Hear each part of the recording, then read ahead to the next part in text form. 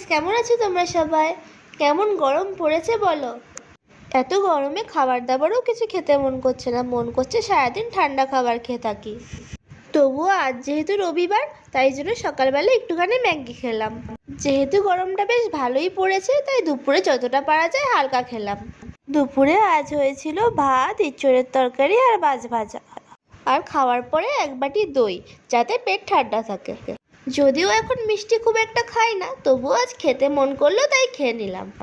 সামনেই যেহেতু এক্সাম, তাই জন্য একটু তাড়াতাড়ি ওই বিকেলবেলাতেই পড়তে বসে গেলাম। পড়া শেষ করে সন্ধ্যার দিকে একটুখানি বেরিয়েছিলাম, একটু দরকার ছিল আর কি।